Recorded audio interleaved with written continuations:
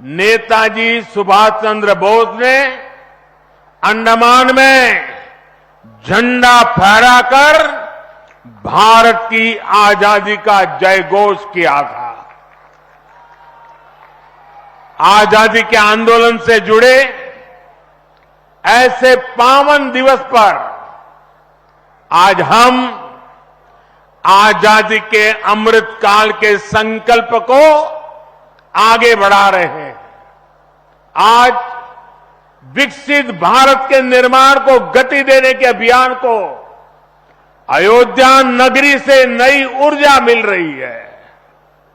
आज यहां 15,000 करोड़ रुपए से अधिक के विकास कार्यों का शिलान्यास और लोकार्पण हुआ है।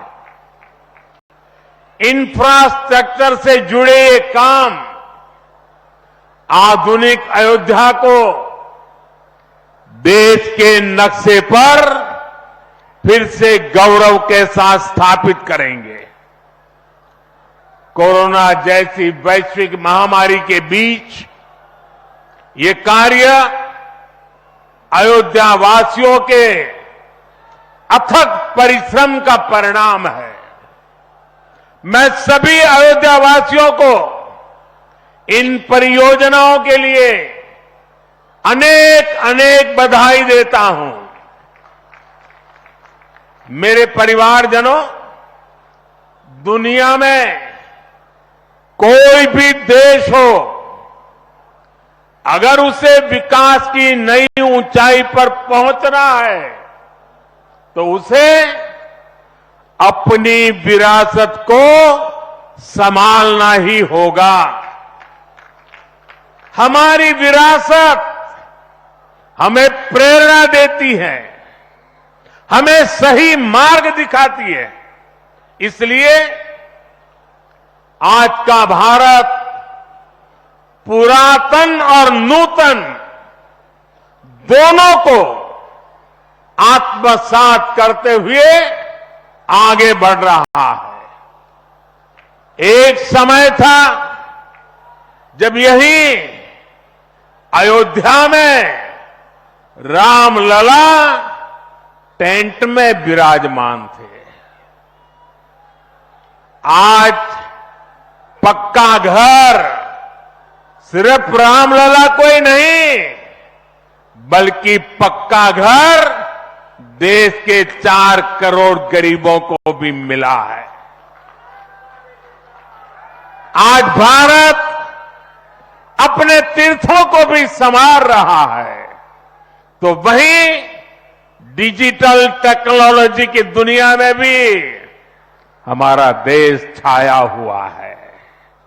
आज भारत काशी विश्वनाथ धाम के पुनर्निर्माण के साथ ही देश में 30,000 से ज्यादा पंचायत भवन भी बनवा रहा है।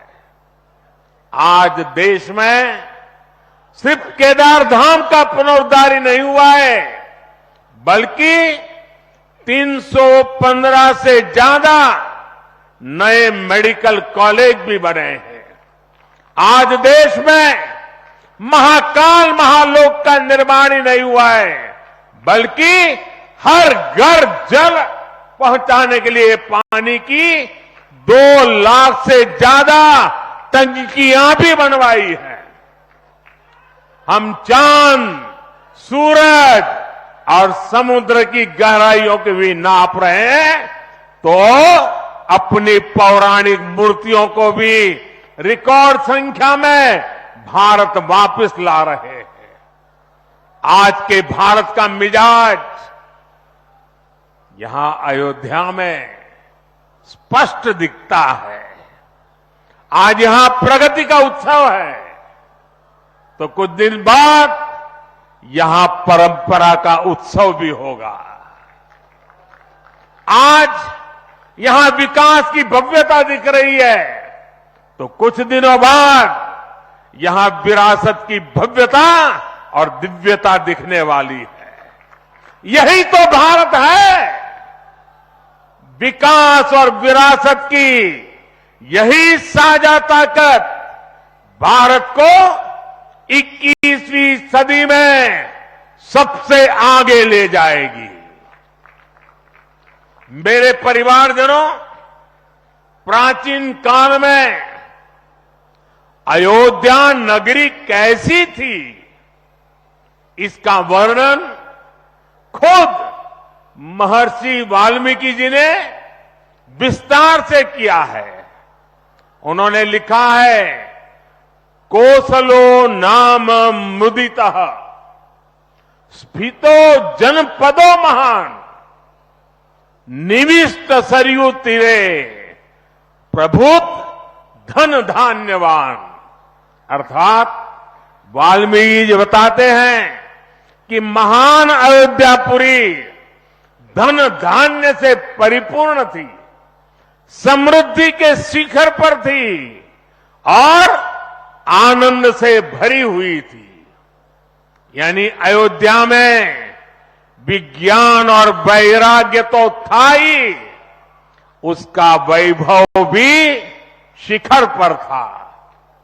अयोध्या नगरी की उसी पुरातन पहचान को हमें आधुनिकता से जोड़कर वापस लाना है।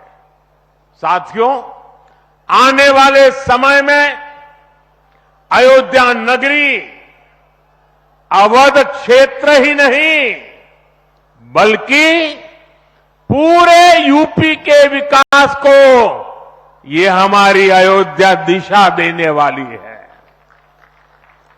अयोध्या में श्री राम का भव्य मंदिर बनने के बाद यहां आने वाले लोगों की संख्या में बहुत बड़ी वृद्धि होगी।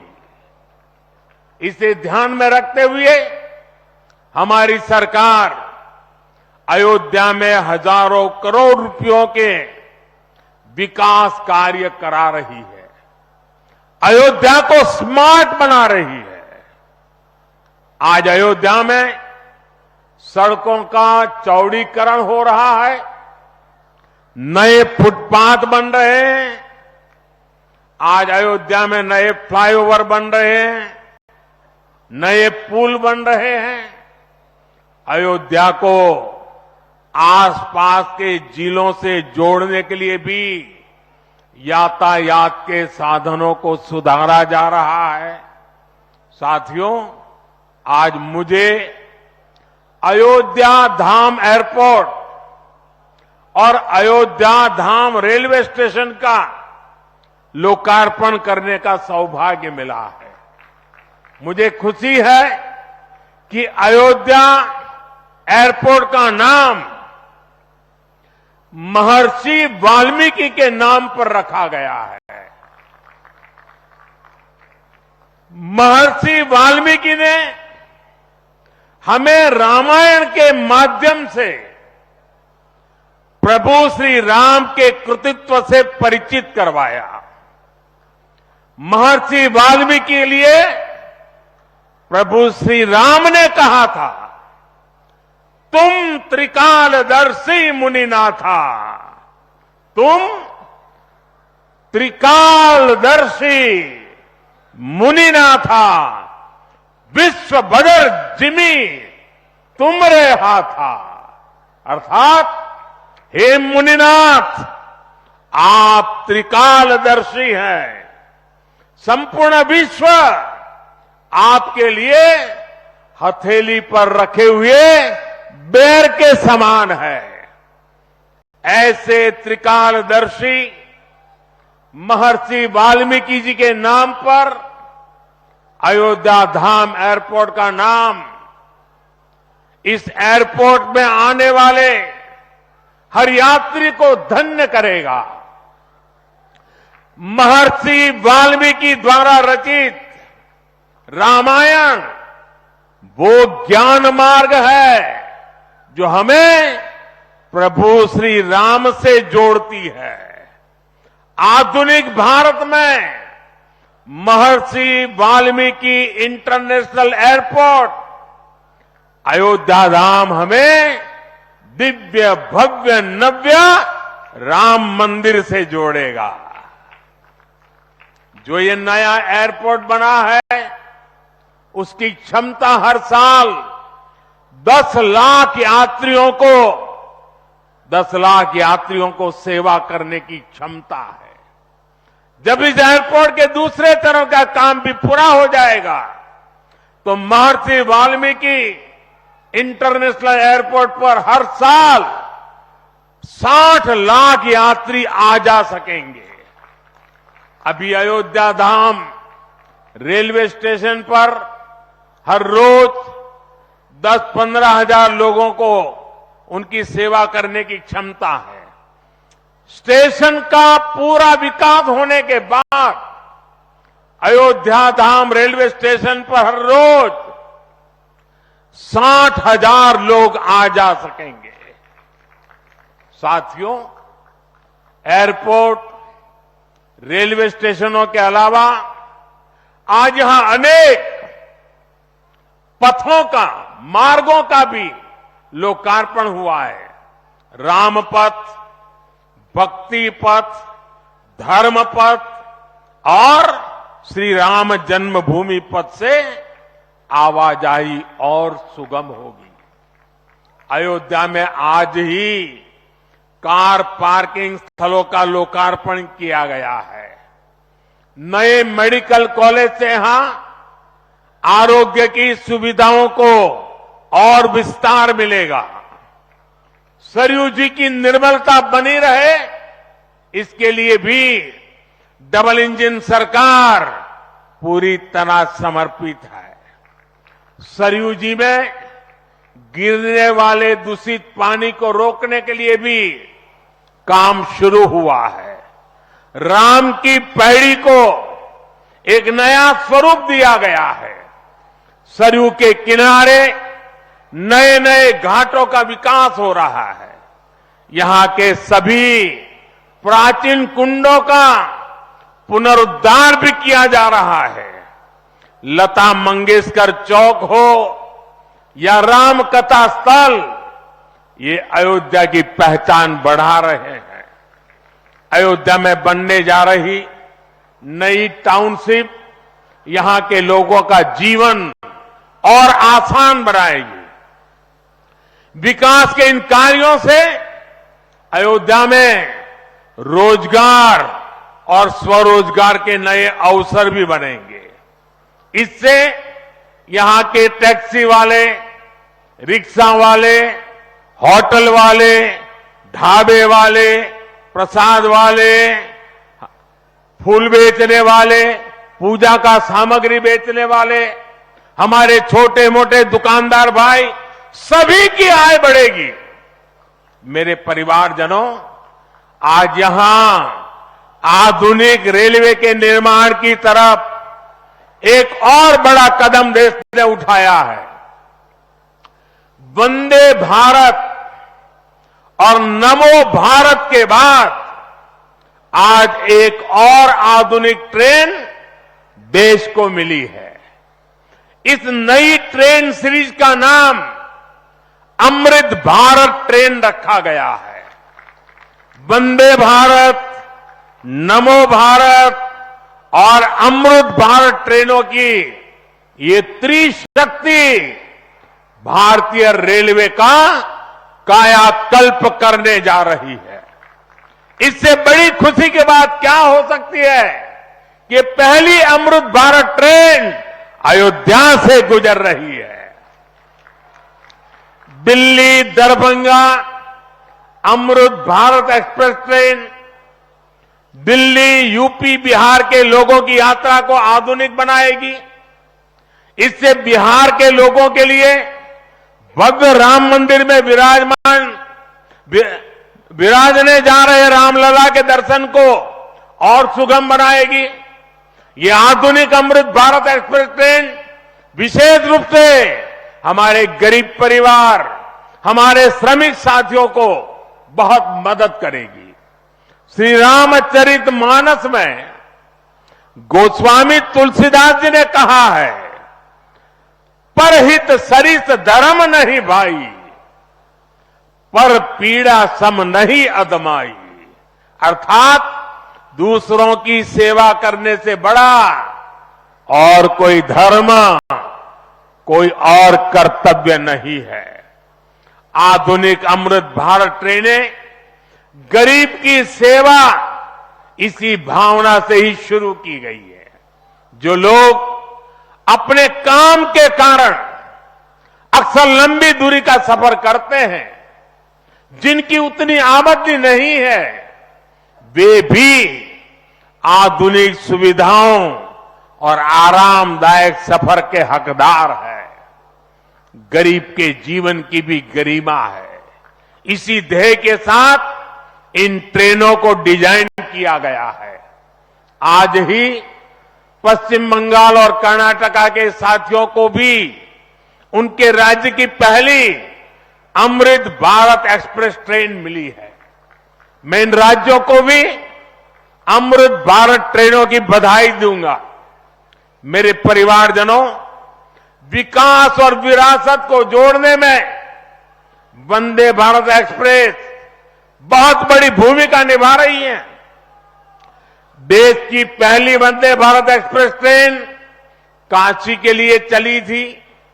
आज देश के 34 रूट पर वंदे भारत एक्सप्रेस ट्रेनें चल रही है। काशी, वैष्णो देवी के लिए कटरा, उज्जैन, पुष्कर, तिरुपति, शिरडी, अमृतसर, मदुरई, आस्था के ऐसे हर बड़े केंद्रों को वंदे भारत जोड़ रही है। इसी कड़ी में आज अयोध्या को भी वंदे भारत ट्रेन का उपहार मिला है। आज अयोध्या धाम जंक्शन, आनंद विहार वंदे भारत शुरू की गई है। इसके अलावा आज कटरा से दिल्ली, अमृतसर से दिल्ली, कोयम्बटूर बेंगलुरु, मंगलुरु मडगांव, जालना मुंबई, इन शहरों के बीच भी वंदे भारत की नई सेवाएं शुरू हुई है। वंदे भारत में गति भी है, वंदे भारत में आधुनिकता भी है और वंदे भारत में आत्मनिर्भर भारत का गर्व भी है। बहुत ही कम समय में वंदे भारत से 1.5 करोड़ से अधिक यात्री सफर कर चुके हैं। विशेष तौर पर युवा पीढ़ी को ये ट्रेन बहुत पसंद आ रही है। साथियों, हमारे देश में प्राचीन काल से ही तीर्थ यात्राओं का अपना महत्व रहा है, अपना गौरवशाली इतिहास रहा है। बद्री विशाल से सेतुबंध रामेश्वरम की यात्रा, गंगोत्री से गंगा सागर की यात्रा, द्वारकाधीश से जगन्नाथपुरी की यात्रा, द्वादश ज्योतिर्लिंग की यात्रा, 4 धामों की यात्रा, कैलाश मानसरोवर यात्रा, कांवड़ यात्रा, शक्ति पीठों की यात्रा, पंढरपुर यात्रा, आज भी भारत के कोने कोने में कोई न कोई यात्रा निकलती रहती है। लोग आस्था के साथ उनसे जुड़ते रहते हैं। तमिलनाडु में भी कई यात्राएं प्रसिद्ध हैं। शिवस्थल पाद यात्रिरई, मुरुगनंकु कावड़ी यात्रिरई, वैष्णव तिरुपति यात्रिरई, अस्मन तिरुत्तल यात्रिरई, केरला में सबरीमाला यात्रा हो, आंध्र तेलंगाना में मेदाराम में समक्का और सरक्का की यात्रा हो, नागोबा यात्रा, इनमें लाखों की संख्या में श्रद्धालु जुड़ते हैं। यहां बहुत कम लोगों को पता होगा कि केरला में भगवान राम और उनके भाइयों भरत, लक्ष्मण और शत्रुघ्न के धाम की भी यात्रा होती है। ये यात्रा नालंबम यात्रा के नाम से जानी जाती है। इसके अलावा देश में कितनी ही परिक्रमाएं भी जारी रही है। गोवर्धन परिक्रमा, पंचकोशी परिक्रमा, 84 कोसी परिक्रमा, ऐसी यात्राओं और परिक्रमाओं से हर भक्त का ईश्वर के प्रति जुड़ाव और मजबूत होता है। बौद्ध धर्म में भगवान बुद्ध से जुड़े स्थलों गया, लुम्बिनी, कपिलवस्तु, सारनाथ, कुशीनगर की यात्राएं होती हैं। राजगीर बिहार में बुद्ध अनुयायियों की परिक्रमा होती है। जैन धर्म में पावागढ़, समेत शिखर जी, पालीताना, कैलाश की यात्रा हो। सिखों के लिए पंच तख्त यात्रा और गुरुधाम यात्रा हो। अरुणाचल प्रदेश में नॉर्थ ईस्ट से परशुराम कुंड की विशाल यात्रा हो। इनमें शामिल होने के लिए श्रद्धालु पूरी आस्था के साथ जुड़ते हैं। देश भर में सदियों से हो रही इन यात्राओं के लिए वैसा ही समुचित इंतजाम भी किए जाते हैं। अब अयोध्या में हो रहे ये निर्माण कार्य यहां आने वाले हर राम भक्त के लिए अयोध्या धाम की यात्रा को, भगवान के दर्शन को और आसान बनाएंगे। साथियों, ये ऐतिहासिक क्षण बहुत भाग्य से हम सभी के जीवन में आया है।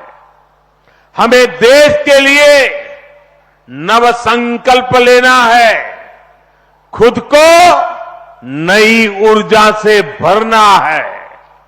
इसके लिए 22 जनवरी को आप सभी अपने घरों में, मैं पूरे देश के 140 करोड़ देशवासियों को अयोध्या की इस पवित्र भूमि से प्रार्थना कर रहा हूं।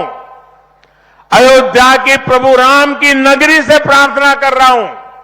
मैं 140 करोड़ देशवासियों को हाथ जोड़ करके प्रार्थना कर रहा हूं कि आप 22 जनवरी को जब अयोध्या में प्रभु राम विराजमान हो, अपने घरों में भी श्री राम ज्योति जलाएं, दीपावली मनाएं। 22 जनवरी की शाम पूरे हिंदुस्तान में जगमग जगमग होनी चाहिए। लेकिन साथ ही मेरे सभी देशवासियों से एक करबद्ध प्रार्थना और भी है। हर किसी की इच्छा है कि 22 जनवरी को होने वाले आयोजन का साक्षी बनने के लिए वो स्वयं अयोध्या आए। लेकिन आप भी जानते हैं कि हर किसी का आना संभव नहीं है। अयोध्या में सबका पहुंचना बहुत मुश्किल है और इसलिए सभी राम भक्तों को, देश भर के राम भक्तों को, उत्तर प्रदेश के विशेष करके राम भक्तों को मेरा हाथ जोड़ करके प्रणाम के साथ प्रार्थना है, मेरा आग्रह है कि 22 जनवरी को एक बार विधि पूर्वक कार्यक्रम हो जाने के बाद 23 तारीख के बाद अपनी सुविधा के अनुसार वो अयोध्या आए। अयोध्या आने का मन 22 तारीख को न बनाए। प्रभु राम जी को तकलीफ हो ऐसा हम भक्त कभी कर नहीं सकते हैं। प्रभु राम जी पधार रहे हैं तो हम भी कुछ दिन इंतजार करें। 550 साल इंतजार किया है, कुछ दिन और इंतजार कीजिए। और इसलिए सुरक्षा के लिहाज से, व्यवस्था के लिहाज से मेरी आप सबसे बार बार प्रार्थना है कि कृपा करके, क्योंकि आप प्रभु राम के दर्शन, अयोध्या का नव्य भव्य दिव्य मंदिर आने वाली सदियों तक दर्शन के लिए उपलब्ध है। आप जनवरी में आए, फरवरी में आए, मार्च में आए, 1 साल के बाद आए, 2 साल के बाद आए, मंदिर है ही। और इसलिए 22 जनवरी को यहां पहुंचने के लिए भीड़भाड़ करने से आप बचिए, ताकि यहां जो व्यवस्था है, मंदिर के जो व्यवस्थापक लोग हैं, मंदिर का जो ट्रस्ट है, हमें इतना पवित्र काम उन्होंने किया है, इतनी मेहनत करके किया है, पिछले 3-4 साल से दिन रात काम किया है, उनको हमारी तरफ से कोई तकलीफ नहीं होनी चाहिए। और इसलिए मैं बार बार आग्रह करता हूं कि 22 को यहां पहुंचने का प्रयास हम न करें। कुछ ही लोगों को निमंत्रण गया है, वे लोग आएंगे और 23 के बाद सारे देशवासियों के लिए आना बड़ा सरल हो जाएगा। साथियों, आज मेरा एक आग्रह मेरे अयोध्या के भाई बहनों से, आपको देश और दुनिया के अनगिनत अतिथियों के लिए तैयार होना है। अब देश दुनिया के लोग लगातार हर रोज अयोध्या आते रहेंगे, लाखों की तादाद में लोग आने वाले हैं, अपनी अपनी सुविधा से आएंगे। कोई 1 साल में आएगा, 2 साल में आएगा, 10 साल में आएगा, लेकिन लाखों लोग आएंगे। और ये सिलसिला अब अनंत काल तक चलेगा, अनंत काल तक चलेगा।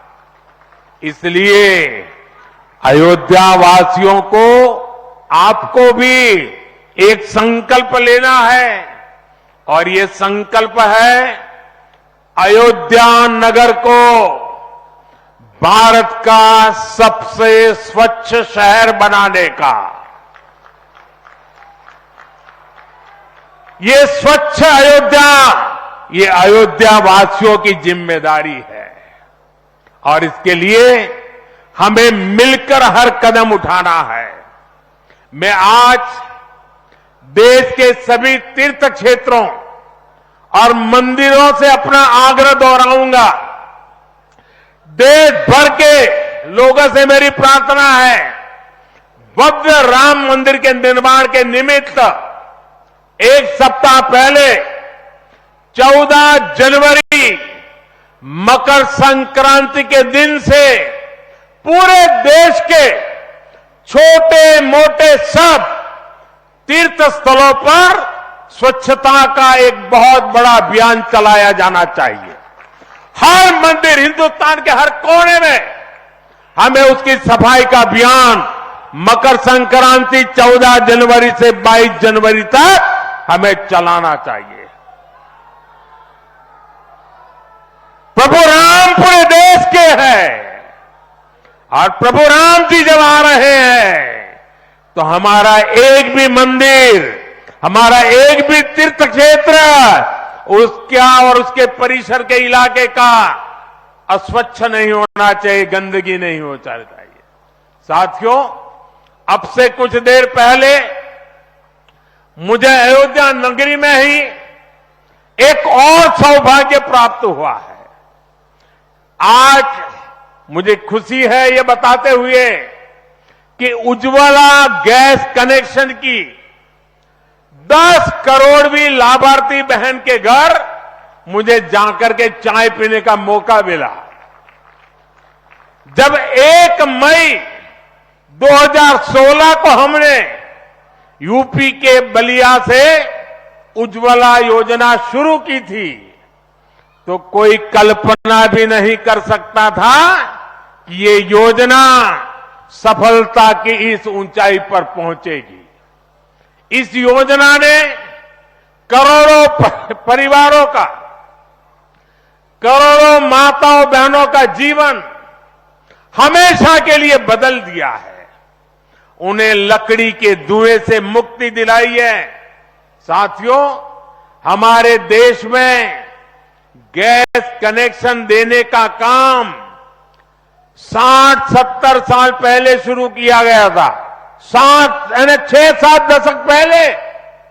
लेकिन 2014 तक हालत ये थी कि 50-55 साल में सिर्फ 14 करोड़ गैस कनेक्शन ही दिए जा चुके थे, यानी 5 दशक में 14 करोड़, जबकि हमारी सरकार ने 1 दशक में 18 करोड़ नए गैस कनेक्शन दिए हैं